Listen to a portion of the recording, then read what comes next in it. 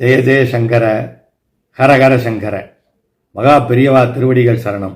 அத்தனை ஆன்மீக பெரியவர்களுக்கும் சிறியவர்களுக்கும் அனைவருக்கும் வணக்கம். மகா பெரியவா தல யாத்திரைகள் அடிக்கடி செல்வது வழக்கம். அதேபோல ஆந்திர மாநிலத்திலே ஒரு முறை திருத்தல யாத்திரைகள் சென்று கொண்டிருந்தார். அவ்வப்போது சில இடங்களிலே தங்கி அங்கே சிரம பரிகாரம் செய்து கொண்டு பிறகு வேறு இடங்களுக்கு செல்வது மகா பெரியவாவின் வழக்கம். அப்படி அவர் தங்கும் இடங்களிலே பொதுமக்கள் வந்து ஆசி பெறுவார்கள்.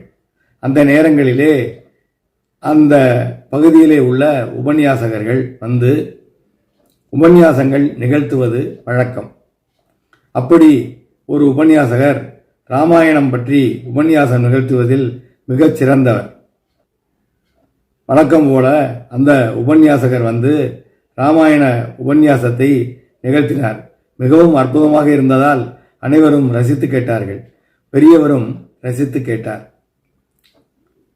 அந்த பெரியவர் முடித்துவிட்டு எந்திரிக்கும் பொழுது பெரியவர் அவரிடம், உபன்யாசம் ரொம்ப சிறப்பாக பண்ணிட்ட, வழக்கமாக இன்னொன்று பண்ணுவியே அதையும் பண்ணு அப்படின்னு சொன்னார்.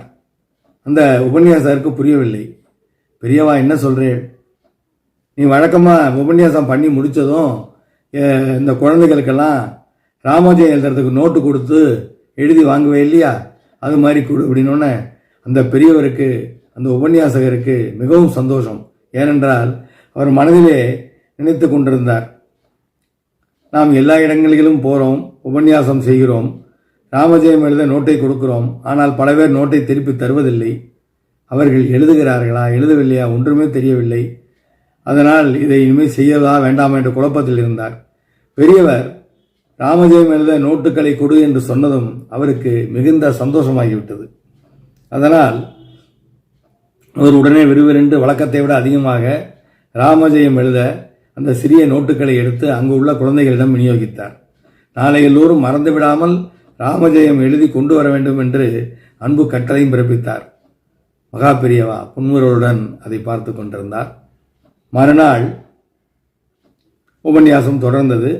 அந்த பெரியவர் உபன்யாசம் அருமையாக நிகழ்த்தினார். உபன்யாசம் முடிந்ததும் குழந்தைகளிடம் கேட்டார், நேத்திக்கு ராமஜெயம் எழுத நோட்டு கொடுத்தனே எல்லாம் எழுதி கொண்டு வந்திருக்கலான்னு. அந்த குழந்தைகள்லாம் கொண்டு வந்து ஒவ்வொருத்தராக கொடுக்க ஆரம்பித்தா. பெரியவா அவங்களுக்கெல்லாம் வெள்ளி காசு அச்சதை எல்லாம் கொடுத்து ஆசீர்வாதம் பண்ணினான். ஒரு பையன் வந்தான், அவனும் நோட்டு எடுத்து கொடுத்தான். அவனை அப்படியே அன்போடு பார்த்தார். ஒரு புன்முறுவல் சிந்தினார். மகா பெரியவா நடமாடும் தெய்வம், எங்க ராமஜெயம்னு சொல்லு அப்படின்னு சொன்னார். பக்கத்தில் இருந்த 2-3 பேர் அவனுக்கு பேச வராது அப்படின்னு சொன்னாங்க. அதாவது அந்த பையன் பேச இயலாத ஊமைச்சுவனாக இருந்தான். நடமாடும் தெய்வத்துக்கு அது தெரியாதா? ஏதோ திருவிளையாடல் நிகழ்த்தத்தானே இந்த ராமஜெயம் நோட்டு எழுதும் நிகழ்ச்சியை அவர் தொடங்கினார். எல்லாரும் செத்த பேசாம இருங்கோ என்று சொல்லிவிட்டு, நீ சொல்லு ராமஜெயம் ராமஜெயம் அப்படின்னு சொல்லு என்று திரும்ப திரும்ப கூறியதும் அந்த பையன் திக்கி திணறி ஸ்ரீ ராம ஜெயம் என்று திக்கி திணறி ஒவ்வொரு எழுத்தாக சொல்ல ஆரம்பித்தவன் விடுவிடுவன ஸ்ரீ ராமஜெயம் ஸ்ரீ ராமஜெயம் ஸ்ரீ ராமஜெயம் என்று சத்தமாக சொல்ல ஆரம்பித்தான். உடனே அவ்வளவு பேரும் அங்கிருந்த அனைவரும் மகா பெரியவரின் கருணையை எண்ணி ஜெய ஜெய சங்கர ஹரஹர சங்கர என்று கோஷமிட ஆரம்பித்தார்கள். மகா பெரியவர் புன்முறுவலோடு எல்லோருக்கும் ஆசி வழங்கினார். இது என்னுடைய செயலாக நடந்தது இல்லை, ஆண்டவருடைய கருணையும்.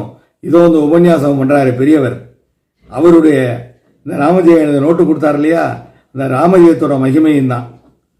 இப்படி ராமஜெயம் எழுதினால்தான் அந்த பையனுக்கு பேச்சு வந்திருக்கு என்று சொல்லி அர்த்த புஷ்டியுடன் அந்த உபன்யாசகரை திரும்பி பார்த்தார். உபன்யாசகருக்கு புரிந்தது, இந்த நோட்டு எழுத கொடுக்கறனால நமக்கு என்ன பயன், ஒன்றும் பயனும் இல்லையே, ஒத்துழைப்பு எழுத மாட்டாங்கன்னு நேற்று யோசித்தோம். அதை பெரியவர் எப்படியோ தெரிஞ்சுட்டு எழுத வச்சு ராமஜெயம் எழுதினாலே ஒரு பையனுக்கு பேச்சு வர வச்சுட்டாரு, ஊமை பையனை பேச வைத்தாருன்னு நெக்கியுருக்கி போய் காலையில் விழுந்து நமஸ்காரம் செய்தார். நடமாடும் தெய்வம் அனைவருக்கும் ஆசி வழங்கியது. ஜெய ஜெய சங்கர ஹரஹர சங்கர. அனைத்து ஆன்மீக அன்பர்களும் தொடர்ந்து கார்த்திக் வீடியோஸ் யூடியூப் சேனலை பார்த்து வாருங்கள். மறந்து விடாமல் சப்ஸ்கிரைப் செய்யுங்கள். மகா பெரியவர் என்னும் கருணை கடல் நிகழ்த்திய இன்னும் எத்தனையோ அற்புதங்கள் இருக்கின்றன. ஒவ்வொன்றாக பதிவிட்டு வருகிறேன். நீங்கள் சப்ஸ்கிரைப் செய்துவிட்டால், பெல் பட்டனையும் கிளிக் செய்துவிட்டால் நான் போடக்கூடிய பதிவுகள் அனைத்தும் உங்களுடைய கம்ப்யூட்டருக்கோ லேப்டாப்புக்கோ அல்லது மொபைல் ஃபோனுக்கோ நேரடியாக வந்து சேரும். மறந்து விடாமல் கார்த்திக் வீடியோஸ் யூடியூப் சேனலை சப்ஸ்கிரைப் செய்யுங்கள். ஜெய ஜெய சங்கர, ஹரஹர சங்கர.